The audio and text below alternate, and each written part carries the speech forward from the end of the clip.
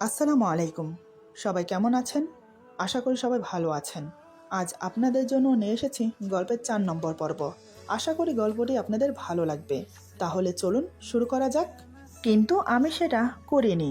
জোর করে সব কিছু পাওয়া যায়, কিন্তু কারো ভালোবাসা পাওয়া যায় না। আমি চুপ হতেই হঠাৎ তিশা আমাকে বলে, আপনার চা ঠান্ডা হয়ে যাচ্ছে, চাটা আগে খেয়ে নিন। আমি তো হতবাক হয়ে ওর মুখের দিকে তাকিয়ে রইলাম। ওর কি কোনো অভিযোগ নেই? কাল রাতে আমি ওর হাত পুড়িয়ে দিলাম, তাও আবার অ্যাসিড দিয়ে, জঘন্যভাবে। এমনভাবে জ্বালিয়েছি যে হাতের চামড়া মাংস ছিঁড়ে ছিঁড়ে পড়েছে। তাহলেও এত স্বাভাবিকভাবে কথা বলছে কি করে? নাকি আমাকে ভয় পাচ্ছে, তাই আমার কথাগুলোর কোনো প্রতিউত্তর দিচ্ছে না। আমি বললাম, তোমার কোনো অভিযোগ নেই আমার প্রতি? তিশা বলে, কিসের অভিযোগ? আমি বললাম, আমি কাল তোমার হাত পুড়িয়ে দিয়েছি অ্যাসিড দিয়ে। তুমি যন্ত্রণায় ছটফট করেছো, কান্না করেছো, কিন্তু তারপরেও আমি তোমার হাত ছাড়িনি। তোমাকে কালকে আমি অনেক কষ্ট দিয়েছি, অনেক যন্ত্রণা দিয়েছি। এরপরেও কি তোমার কোনো অভিযোগ নেই আমার প্রতি? তিশা চুপচাপ বসে আছে, মাথা নিচু করে, কোনো কথা বলছে না। আমি আবার বললাম, কি হলো বলো? আমার কথার উত্তর না দিয়ে হাতের নখ খুঁটাচ্ছে। আমি আবার চেঁচিয়ে বললাম, কি হলো? কথা বলছো না কেন? বোবা হয়ে গেলে নাকি? আমার ধমক খেয়ে তিশা কান্না করে দেয়। আমি বললাম, এই দেখো, মেয়ে আবার কান্না করে। আরে, আমি তোমাকে কান্না করার মতো কিছু বলেছি? আমি জানি মনে মনে তোমার অনেক অভিযোগ আমার প্রতি, যেটা তুমি ভয়ে মুখে বলছো না। কিন্তু আমাকে ভয় পাওয়ার কিচ্ছু নেই। আমি বাঘও না, ভাল্লুকও না যে তোমাকে খেয়ে যাব। কিন্তু হ্যাঁ, রেগে গেলে আমি একটু একটু শাসন করি, তবে আমার শাসন খুবই ভয়ানক। কাল সেটা নিশ্চয়ই তুমি অনুভব করতে পেরেছ। আশা করব নেক্সট টাইম আমার থেকে কোনো কিছু লুকোবে না, সব সময় সত্যিটা বলবে। এতে করে তোমারও ভালো আর আমারও ভালো। এখন চুপচাপ এখানে বসো। আমি জানি নিশ্চয়ই তোমার খিদে পেয়েছে। কাল রাতেও তো কিছু খাওনি। দাঁড়াও, আমি কিছু ব্যবস্থা করছি। আমলেট আর ব্রেড চলবে তো? তিশা চুপচাপ বসে আছে, ওর শরীর কাঁপছে। ভয়ে নাকি খিদায় বুঝতে পারছি না। আমি বললাম, কি হলো? ব্রেড আমলেট চলবে তো? তিশা মুখে কিছু না বলে শুধু মাথা নাড়িয়ে হ্যাঁ বলে। আমি চলে যাচ্ছিলাম রান্নাঘরে, কিন্তু দরজার কাছে গিয়ে আবার ওর দিকে ফিরে তাকিয়ে বললাম, আর হ্যাঁ, তুমি চাইলে আমার নামে কমপ্লেন করতে পারো, নিজের মা বাবার কাছে, নয়তোবা আমার ফ্যামিলির কাছে, চাইলে আবার পুলিশের কাছেও যেতে পারো। তবে তার আগে তুমি যে অন্যায়গুলো করেছো সেগুলো আগে বলিও, ঠিক আছে? এই বলে আমি চলে গেলাম রান্নাঘরে। ওর জন্য আমলেট আর ব্রেড নিয়ে কিছুক্ষণ পরে রুমে আসলাম। রুমে এসে দেখি যে জায়গায় বসিয়ে দিয়ে গেছি সে জায়গাতেই বসে আছে। এটা দেখে মনে মনে হাসলাম। আমাকে যে এখনো বাঘের মতো ভয় পাচ্ছে বুঝতে পারছি। আমি এবার নাস্তার প্লেট নিয়ে ওর পাশে বসলাম। এক টুকরো ব্রেডের সাথে কিছুটা আমলেট ছিঁড়ে নিয়ে ওর মুখের সামনে ধরলাম। দেখিও মিটমিট করে আমার দিকে তাকিয়ে আছে, কিন্তু আমার হাত থেকে খাবার খাচ্ছে না। আমি বললাম, তুমি খেতে পারো, এখানে কিছু মেশাইনি। সে তারপরেও খাচ্ছে না। এবার আমি নিজে খেয়ে দেখালাম ওকে। আমি বললাম, দেখেছ, কিছু মেশাইনি। এই বলে ওর মুখের সামনে খাবার ধরতেই খেতে লাগলো।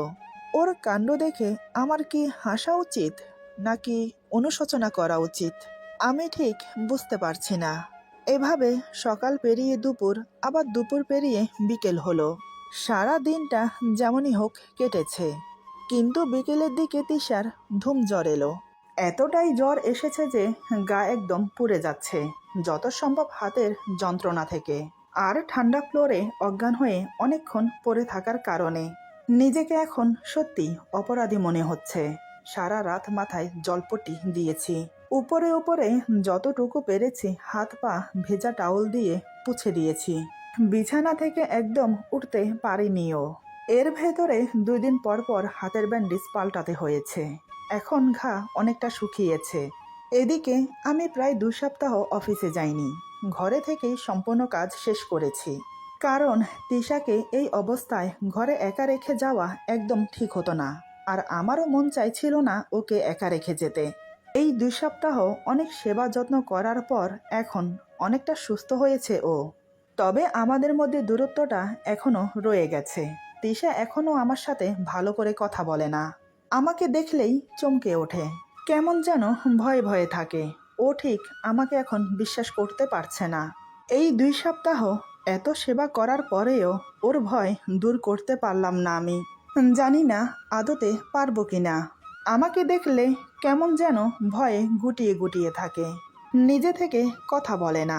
কিছু জিজ্ঞেস করলে হ্যাঁতে বা নাতে উত্তর দেয়। 2 সপ্তাহ পর আজ সকালে আমি ওকে বললাম, তোমার শরীর এখন ঠিক আছে তো? সে মুখে কিছু না বলে উপর নিচ মাথা নেড়ে হ্যাঁ সূচক সম্মতি জানায়। আচ্ছা, এমন ইশারাতে কি বুঝবো? ও সুস্থ না অসুস্থ? আমি বললাম, কি বলছো বুঝলাম না। তিশা বলে, আমি ঠিক আছি। আমি বললাম, একা থাকতে পারবে তো? না মানে এই 2 সপ্তাহ আমি অফিসে যাইনি। অফিসের এখন কি অবস্থা আমি জানি না। তুমি যদি সুস্থ থাকো তাহলে আর কি অফিসে যেতাম। তিশা বলে, আপনি যেতে পারেন, আমি এখন সুস্থ আছি। আমি বললাম, ঠিক আছে, নিজের খেয়াল রেখো। আমি তাহলে আসি, তাড়াতাড়ি চলে আসবো আবার। এই বলে আমি অফিসে চলে গেলাম। এভাবে আরও 2 সপ্তাহ কেটে গেল। তিশা এখন পুরোপুরি সুস্থ। পুড়ে যাওয়া হাতও শুকিয়ে এসেছে। মাঝে মাঝে দেখি তিশা পুড়ে যাওয়া হাতের দিকে তাকিয়ে মাঝে মধ্যে চমকে ওঠে। আবার কখনো হাতের দিকে তাকিয়ে ভাবনায় ডুবে থাকে। এটা দেখে মনে মনে আমার খুব অস্বস্তি হয়। মাঝে মাঝে ভাবি যে আমি মানুষটা এমন কেন। এভাবে আরও বেশ কিছুদিন কেটে গেল। একদিন অফিস থেকে আসার সময় ওর জন্য একটা মেহেদি কিনে নিয়ে এলাম। এই মেহেদি দিয়েই তো ওর মনে আতঙ্ক ধরিয়েছি। আজ সেই মেহেদি দিয়ে ওর মনের ভয়টা দূর করব। জানি না কতটা সফল হতে পারবো। নানান কথা ভাবতে ভাবতে বাসায় এলাম। দরজার কলিং বেল প্রেস করতেই তিশা এসে দরজা খুলে দেয়। ওকে দেখলেই মনের ভেতরটা মোচড় দিয়ে ওঠে আমার। কারণ ওর মুখে বিষণ্ণতার ছাপ, চোখে মুখে চিন্তার ছাপ ফুটে আছে। ওর মুখ দেখলেই বুঝতে পারি আমি ও যে ভালো নেই। এটা শুধু আজ নয়, প্রতিদিন অফিস থেকে ফিরে ওর মলিন মুখটা আমাকে দেখতে হয়। তিশা দরজা খুলে এক সাইড হয়ে দাঁড়িয়ে আছে। আমি ওর মুখের দিকে তাকিয়ে মলিন হেসে ভেতরে প্রবেশ করলাম। প্রতিদিনের মতো তিশা আমার হাত থেকে ব্যাগ নিয়ে সোফার উপর রাখলো। তারপর আমার জন্য ঠান্ডা এক গ্লাস পানি নিয়ে এলো। তিশা বলে, আপনি ফ্রেশ হয়ে নিন, আমি বরং আপনার জন্য চা বানিয়ে নিয়ে আসছি। আমি বললাম, এই বলে আমি বেডরুমে চলে গেলাম ফ্রেশ হতে। কাপড় চেঞ্জ করে ফ্রেশ হয়ে নিচে নেমে এলাম। ততক্ষণে তিশা চা বানিয়ে টি টেবিলে রেখেছে। আমি গিয়ে সোফায় বসতেই তিশা আমাকে চা এগিয়ে দেয়। আমি বললাম, কি ব্যাপার, চা 1 কাপ কেন? তুমি খাবে না? তিশা বলে, আমার খেতে ইচ্ছে করছে না। আমি বললাম, তা কি করে হয়? যাও, একটা খালি কাপ নিয়ে আসো, আমরা এটাকে দুজন ভাগ করে খাবো। আমার মুখের উপর না বলার সাহস তিশার নেই, কারণ সে আমাকে সেদিনের পর থেকে খুব ভয় পায়। আমার কথা মতো তিশা রান্নাঘরে গিয়ে চায়ের কাপ নিয়ে এলো। তারপর 1 কাপ চা আমরা দুজন ভাগ করে খেলাম। বেশ কিছুক্ষণ নীরবতায় কেটে গেল। আমরা কেউ কোনো কথা বলছি না। একসময় নীরবতা ভেঙে আমি বললাম, আজ আমি তোমার জন্য একটা জিনিস এনেছি। আমার মুখে কথাটা শুনে তিশা চমকে ওঠে। হঠাৎ তার ওই দিনের কথা মনে পড়ে গেল। সেই দিনও তো আমি এমনভাবেই বলেছি, তোমার জন্য একটা জিনিস এনেছি। তারপর সেই অ্যাসিড মিশ্রিত মেহেদি আমার হাতে লাগিয়ে দেয়। কথাটা মনে হতেই ওর আত্মারাম কেঁপে ওঠে। মনে মনে চিন্তায় পড়ে যায়, আমি তো নতুন করে কোনো অপরাধ করিনি, তাহলে এখন আবার কি অপেক্ষা করছে আমার জন্য? আমি ওর মুখের দিকে তাকিয়ে বেশ বুঝতে পারলাম যে তিশা খুব ভয় পেয়েছে। তার হয়তো সেদিনের কথা মনে পড়ে গেছে। মনে মনে একটা দিক নিঃশ্বাস ফেললাম আমি। সব আমার ভুলের জন্য হয়েছে। আমি এবার পেছন থেকে মেহেদির টিউবটা বের করলাম।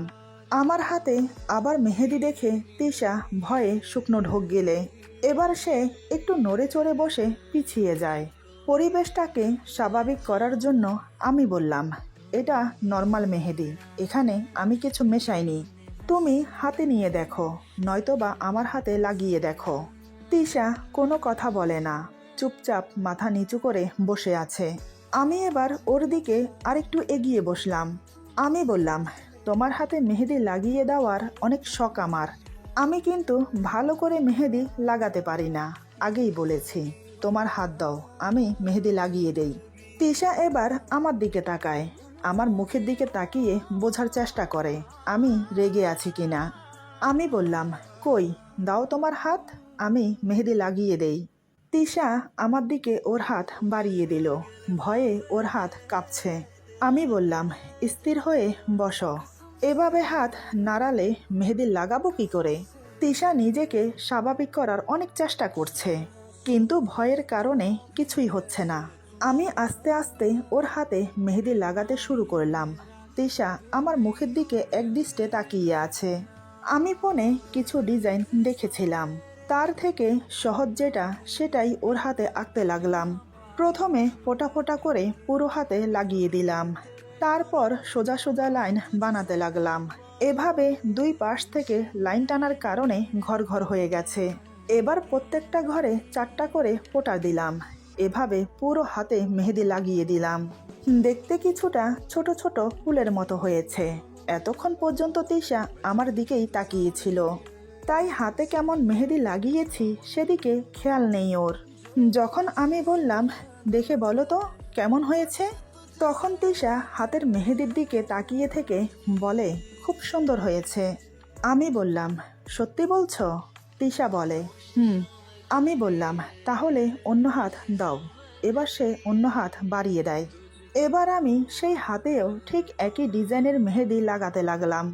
মেহেদি লাগাতে লাগাতে আমি বললাম, তুমি জানো আমার খুব ইচ্ছে হয় তোমাকে নিয়ে বৃষ্টিতে ভিজতে, দুজন পাশাপাশি বসে রাতের রূপলি চাঁদের আলো দেখতে, তোমার সাথে এক প্লেটে খাবার খেতে, একই কাপে চা খেতে, আর তোমাকে ভালোবাসতে। আমি জানি তুমি আমাকে ভালোবাসো না, আমাকে তুমি না ভালোবাসো তাতে আমার কোনো আপত্তি নেই, কিন্তু আমার ইচ্ছেগুলোকে একটা প্রাণ দিও, কেমন? আমার কথা শুনে তিশা চুপ করে রইল। আমি ওর দিকে তাকিয়ে দেখি ওর চোখের কোণে জল চিকচিক করছে। আমি হাত দিয়ে ওর চোখের জল মুছে বললাম, এই এত নড়ছো কেন? মেহেদি দিচ্ছি তো, এভাবে নড়লে মেহেদি নষ্ট হয়ে যাবে না? তারপর আমি ওর অন্য হাতেও মেহেদি লাগিয়ে দিলাম। মেহেদি লাগানো শেষ করে আমি বললাম, এই নাও, হয়ে গেছে। কেমন হয়েছে? আমি জানি সুন্দর হয়নি। তিশা বলে, সুন্দর হয়েছে। আমি বললাম, আমার মন রাখার জন্য মিথ্যে বলছো তাই না? তিশা বলে, না, আজ সত্যি খুব সুন্দর হয়েছে, কিন্তু এখন আপনাকে খাবার দেব কি করে? আমার যে 2 হাতে মেহেদি, আর এখন আপনার খাওয়ার সময় হয়ে গেছে। আমি বললাম, চিন্তা করছো কেন? আমি আছি তো, তোমার খিদে পেয়েছে? তিশা বলে, হ্যাঁ পেয়েছে, সমস্যা নেই, পরে খেয়ে নেব আমি। আমি বললাম, আমি তোমাকে খাইয়ে দেই? আমার কথা শুনে তিশা আমার মুখের দিকে তাকিয়ে আছে। আমি বললাম, কি হলো, খাইয়ে দেব? তিশা বলে, হুম। আমি জানতাম ও আমার মুখের উপর না করতে পারবে না। আমি বললাম, ঠিক আছে তাহলে, তুমি বসো, আমি খাবার গরম করে আনছি। এই বলে আমি রান্নাঘরে চলে গেলাম। বেশ কিছুক্ষণ পর প্লেটে করে খাবার নিয়ে এলাম, তারপর তিশাকে খাইয়ে দিতে লাগলাম। তিশা বলে, আপনি খাবেন না? আমি বললাম, খাবো, আগে তোমাকে খাইয়ে দেই, কারণ তোমার খিদে পেয়েছে বেশি। তিশা আর কোনো কথা বলল না, চুপচাপ আমার হাতে খেতে লাগলো। ওকে খাওয়ানোর পর আমিও খেয়ে নিলাম। তারপর আমি ব্রাশ করতে চলে গেলাম। এদিকে তিশার হাতের মেহেদি শুকিয়ে গেছে, তাই সে বেসিনে হাত ধুয়ে উপরে চলে এলো। ততক্ষণে আমি ব্রাশ করে বেরিয়ে এসেছি ওয়াশরুম থেকে। তিশা আমার সামনে 2 হাত মেলে বলে, এই দেখুন কত সুন্দর হয়েছে। আমি ওর 2 হাত ধরে মেহেদি দেখতে লাগলাম। তিশা বলে, সুন্দর হয়েছে না? আমি বললাম, হুম, তবে আরেকটু সুন্দর হতে পারতো। আচ্ছা বাদ দাও, নেক্সট টাইম আরো সুন্দর করে দেওয়ার চেষ্টা করব। রাত অনেক হয়েছে, চলো ঘুমোবে। মাঝখানে বালিশ দিয়ে দুজন 2 পাশে শুয়ে পড়লাম। তিশা শোয়ার কিছুক্ষণ পরে ঘুমিয়ে পড়ল। হালকা হালকা নাক ডাকার শব্দ আসছে। ওর ঘুম একটু ভারী, ঘুমোলে সহজে ঘুম ভাঙে না। এদিকে আমার ঘুম আসছে না। নানান প্রশ্ন, নানান চিন্তা মাথায় ঘুরপাক খাচ্ছে। তিশা আজ অনেকটা স্বাভাবিক হয়েছে, হয়তো ভয়ও কিছুটা কেটেছে, তাই তো ছুটে এসেছে আমাকে মেহেদি দেখাতে। তিশা আমার দিকে ফিরে শুয়েছিল, এবার আমি ওর দিকে ফিরলাম। ওর মায়াবী মুখের দিকে তাকিয়ে দেখি গভীর ঘুমে তলিয়ে গেছে। দুই হাত মুখের সামনে জড়ো করে শুয়ে আছে। হাতে মেহেদি দেওয়ার কারণে খুব সুন্দর লাগছে। আমি অপলকহীন হয়ে ওকে দেখছি। আমার বউটা কি সুন্দর, কি অপূর্ব, শুধু দেখতেই মন চায়। আরও মন চায় বুকের ভেতর নিয়ে আদর করতে।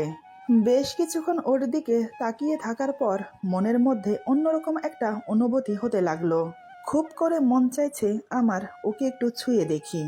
মনকে অনেক বোঝানোর চেষ্টা করলাম, কিন্তু না, সে আমার কথা শুনবে কেন? সে তো তার মতো চলবে। তাই আমিও এখন বাধ্য মনের কথা শুনতে। আমি এবার মাঝের বালিশ সরিয়ে ওকে জড়িয়ে ধরি। আমার চৌড়া বুকের মাঝে ওর মাথাটা আলতো করে চেপে ধরি। আজ ওকে এমনভাবে জড়িয়ে ধরেছি যে ওর বুকের সাথে আমার বুক মিশে একাকার হয়ে গেছে। ওর পরিয়ে দেওয়া হাত ধরে মুখের কাছে এনে অগন্তিবার চুমো খেলাম। হাত থেকে এখনো হালকা মেহেদির গন্ধ নাকে এসে লাগছে। আলতো করে কপালে ঠোঁটজোড়া ছোঁয়ালাম। অনুভূতির শিহরণ যেন ধীরে ধীরে বেড়ে উত্তেজনায় পরিণত হচ্ছে। এভাবে আরও কিছুক্ষণ বুকের সাথে জড়িয়ে ধরে ওকে আদর করলাম। এর চেয়ে বেশি কিছু করতে পারবো না, না হলে যে ও জেগে যাবে। তাই ওকে ছেড়ে দিয়ে নিজের জায়গায় এসে শুয়ে পড়লাম। মনে মনে ভাবতে লাগলাম, ওকে নিজের করে পেতে হলে সুজনের থেকেও বেশি ভালোবাসতে হবে ওকে। এমনভাবে ওকে ভালোবাসতে হবে যাতে সুজনের কথা ওর মনেও না আসে। তবে তার আগে সুজনকে ওর জীবন থেকে সরিয়ে দিতে হবে। নানান কথা ভাবতে ভাবতে ঘুমিয়ে পড়লাম। সকালে ঘুম ভাঙে তিশার ডাকে। সে প্রতিদিনের ন্যায় আমার জন্য চা নিয়ে এসেছে। আমি চাটা খেয়ে ফ্রেশ হয়ে অফিসের জন্য রেডি হলাম। তারপর নাস্তা করে অফিসে চলে গেলাম। মনে মনে ভেবে নিয়েছিলাম আজ সন্ধ্যায় বাসায় ফেরার পথে সুজনের সাথে দেখা করে যাব। ও, আপনাদেরকে তো বলাই হয়নি, অফিসে অনিয়মিত আসার জন্য সুজনের চাকরিটা চলে গেছে। তাই আজ তাকে রেস্টুরেন্টে দেখা করার জন্য বলেছিলাম। এজন্য আমিও সন্ধ্যার কিছুটা আগে অফিস থেকে বেরিয়ে গেলাম। রেস্টুরেন্টে এসে দেখি সুজন একটা চেয়ার দখল করে বসে আছে। আমি ধীরে ধীরে ওর সামনের চেয়ারে গিয়ে বসলাম। ও জানে যে বর্তমান তিশার হাজব্যান্ড আমি। যাই হোক, ওর দিকে তাকিয়ে দেখি চেহারায় কেমন যেন বিষণ্ণতার ছাপ লেগে আছে। এই বিষণ্ণতার মাঝে আমি দেখতে পাচ্ছি ভালোবাসার মর্যাদা না রাখা একটা মানুষকে। আমি খুব শান্তভাবে বললাম, কি খাবেন? সে মাথা নেড়ে বোঝায় কিছু খাবে না। আমি বললাম, আপনাকে এখানে ডাকার কারণ নিশ্চয়ই বুঝতে পারছেন। আমার কথা শুনে সে আমার দিকে অদ্ভুত মায়া মায়া দৃষ্টিতে তাকায়। আমি সেই অদ্ভুত মায়া মায়া দৃষ্টিকে উপেক্ষা করে বললাম, যে মানুষটা আপনার ছিল সেই মানুষটা এখন আপনার নেই। সেই মানুষটা এখন অন্য কারোর। অন্যজন এই মানুষটাকে নিয়ে স্বপ্ন আঁকে, আর এই স্বপ্নের মাঝে আপনি ঢুকে যাচ্ছেন। এটাকে কি ভদ্রতা বলে বলুন? সুজন কি প্রত্যুত্তর দেবে ভেবে পায় না। আমি তার চুপ থাকা দেখে বললাম, আর কখনো ওকে ডিস্টার্ব করবেন না, ঠিক আছে? ফের যদি ডিস্টার্ব করেন তাহলে আপনার সাথে খুব খারাপ হবে মিস্টার সুজন সাহেব। সুজন কোনো কথা বলে না, কারণ বলার মতো কোনো ভাষা তার নেই। সে যে এতদিন মরীচিকার পেছনে ছুটতে গিয়ে অতীত, বর্তমান, ভবিষ্যৎ সব হারিয়েছে। আমি চেয়ার থেকে উঠে আবার বললাম, মানুষটাকেও হারিয়েছেন আর চাকরিটাকেও হারিয়েছেন। এই কার্ডটা রাখুন, এটা আমার বন্ধুর কার্ড। জীবনটাকে আবার নতুন করে সাজান পরিবারের কথা চিন্তা করে। চাকরি করার ইচ্ছে হলে ওর সাথে দেখা করবেন। ওকে আমি বলে রেখেছি সব। গেলেই চাকরি হয়ে যাবে। আমি এখন আসি, বেস্ট অফ লাক। এই বলে আমি রেস্টুরেন্ট থেকে বেরিয়ে এলাম। সুজন এক পলকে বসে থেকে আমার চলে যাওয়া দেখল শুধু, কিন্তু কোনো কথা বলতে পারল না। কারণ সে তার নিজের দোষে তার ভালোবাসার মানুষকে হারিয়েছে। যাই হোক, আমি গাড়ি চালাতে চালাতে নিজেকে নিয়ে ভাবতে লাগলাম। আসলে মাঝে মাঝে আমি অনুধাবন করি, এই আমি মানুষটা এমন কেন? নিজের ভেতরের অনুভূতিকে একটা রূপ দিতে গিয়ে অচেতনায় অন্যের অনুভূতির মাঝে প্রবেশ করে নিজের করে নেই। আমার খুব ইচ্ছে করে অনেক অনেক দূরে গিয়ে আমার ভাবনাগুলোকে নিয়ে একটু ভাবতে, এই ভাবনার মাঝে আলো আর আধারটাকে খুঁজে বের করতে এই আলো আর আধারের মাঝে আমি কোথায় আছি। কথাগুলো ভাবতে ভাবতে প্রায় 30 মিনিট পরে আমি বাসায় আসি। কলিং বেল প্রেস করতেই তিশা এসে দরজা খুলে দেয়। ওর মুখে লেগে থাকা বিষণ্ণতার ছাপ আমি যখন দেখি, আমাকে একটা ক্লান্তির ছায়া ঘিরে ধরে। এই ক্লান্তিটা আমার সমস্ত দেহকে অবশ অনুভূতির দেয়ালে আচ্ছন্ন করে ফেলে।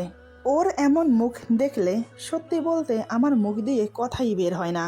আমি কোনো কথা না বলে গলার ট্রাই খুলতে খুলতে ঘরের ভেতরে প্রবেশ করে সোফায় বসলাম। তিশা এসে আমার সামনে দাঁড়ায়।